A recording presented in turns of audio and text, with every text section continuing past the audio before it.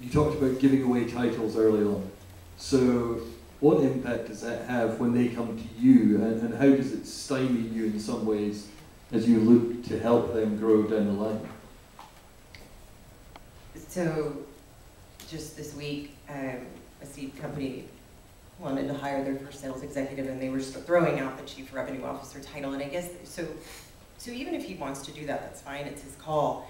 But I fear that, so you hire someone and you give them that title, and then they perform, and year one, they've done a good job, but not a great job, and now you're facing bringing in somebody else, and what title are you going to give the person above this person at that stage? So really just try to, help them think through. And I think what's good is, what scares, if you're going to give someone the chief revenue officer title, then let's talk about compensation for that person. So that, when I tell them they're going to have to give away 5 to 10% of the company, then that's like, oh, maybe not, maybe that.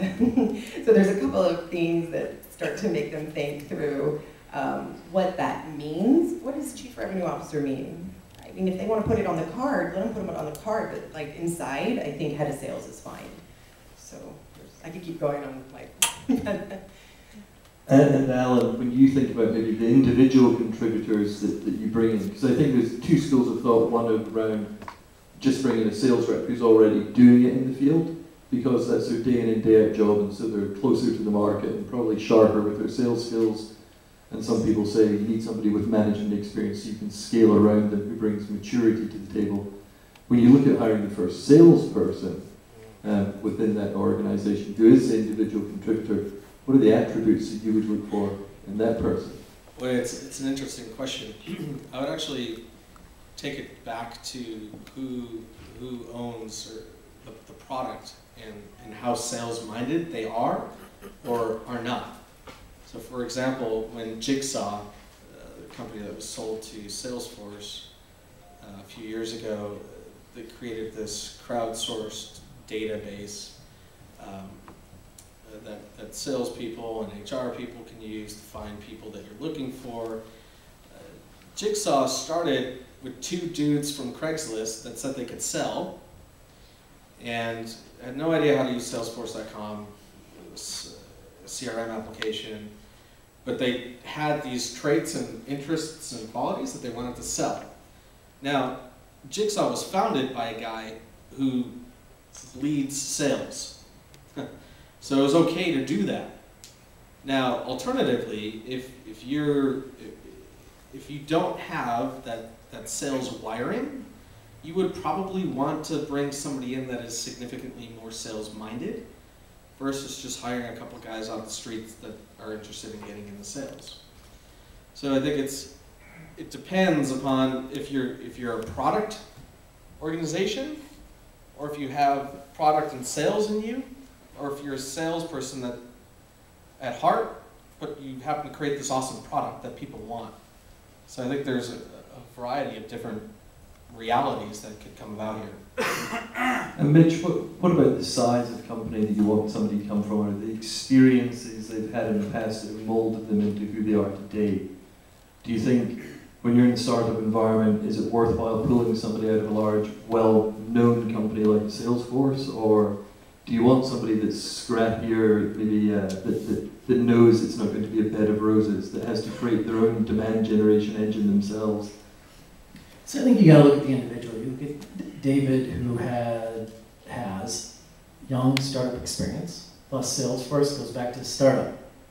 So you've seen both sides of the fence, and I think that saying, hey, someone at Oracle, just because they did well at Oracle, and I'm going to bring them into this new market, and they're going to have to figure out everything from scratch, that may not be the best fit. Maybe some of them will be able to adapt. But just because they did it at Oracle or Amazon or whatever doesn't mean it's going to translate to what we are trying to do. And I think that the key thing is, what am I looking at that person to do? So your first salesperson may be, hey, if we are a cloud-based company, SaaS-based, and we're trying to, it's got to be integral. The company has to think about how does this fit into the other parts of the business. So I've got marketing that's trying to drive as much traffic as possible to our site. So then the person I want to have, I want to be, do they have to follow up on leads? Because we're marketing supposed to be driving traffic, or do I want them to do outbound and they're gonna have to break in?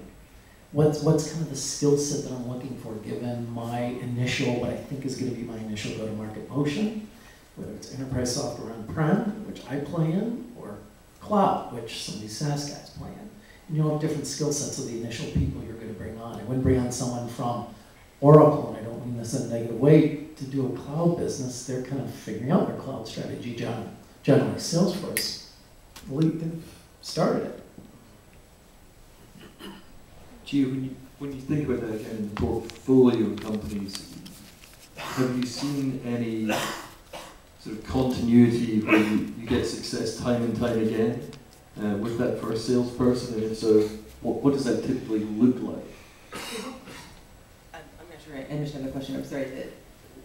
So is there one particular profile of person or a set of attributes that that person has that you see in the portfolio companies time and time again? Oh, I'm sorry. That Okay. leads to success? You know, so B2C and B2B, very different animals. So I think one obvious criteria for your first sales hire is they should have startup experience, regardless where they're coming from. That is, there's a trend right now, I think, around sales executives coming in and bringing their playbook and not being creative and not having good sense around sales operations. And so there's a lot of portfolios that already have customers and they want to hear some level of creativity around from the salesperson that they're going to come in and tailor make a custom sales model for their company. And I think that there's some of the patterns and successes in the profiles and the companies that have hired a sales executive recently have started to hire people that have a broader skill set, maybe spend time in different parts of the organization, in the go-to-market organization, not just grew up as a sales rep, been in the field for the last 15 years. So that's a little bit of a trend and pattern around success in hiring a sales exec.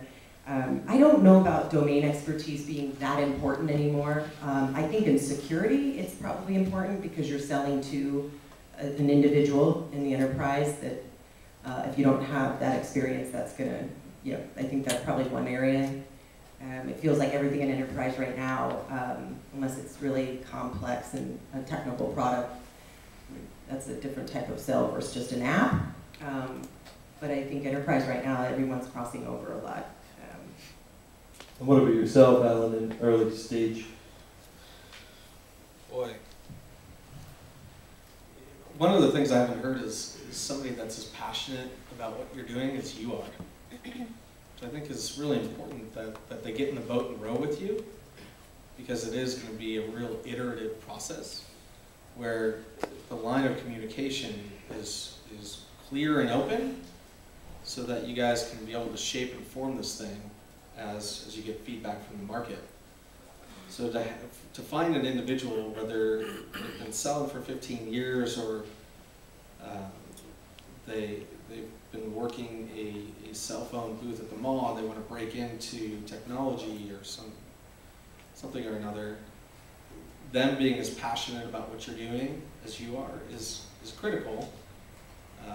There's a few challenges with that, but nonetheless, it'll make a difference.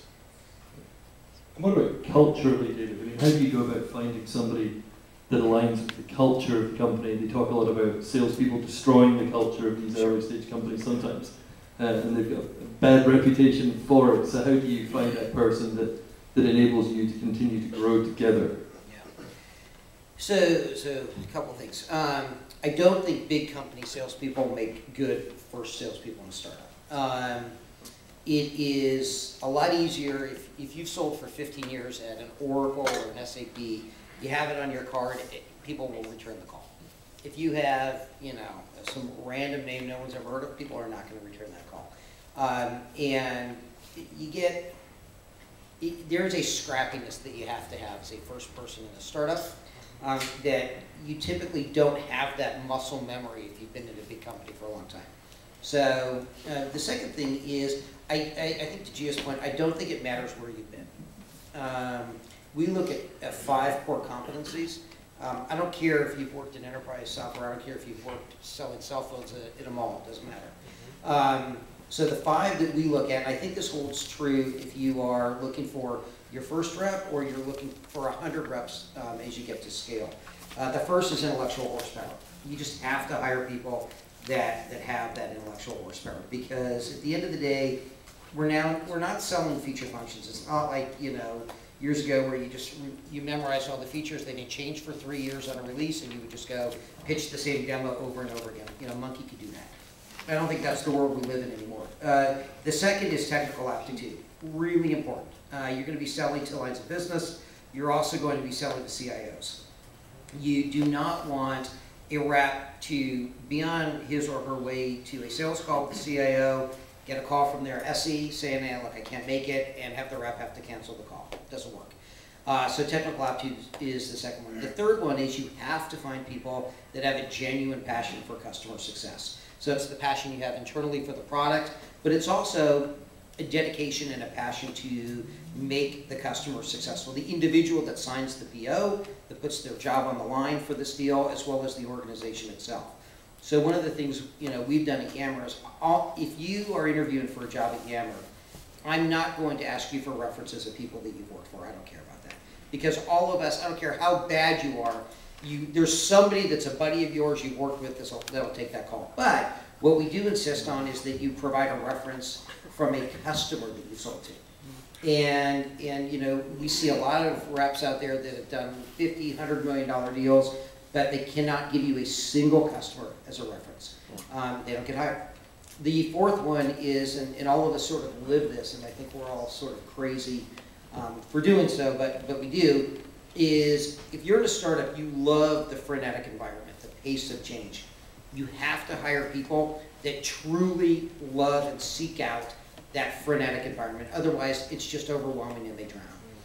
And then the fifth competency that we look for is what we call the athlete or the musician quotient, which is you want to find people that understand delayed gratification.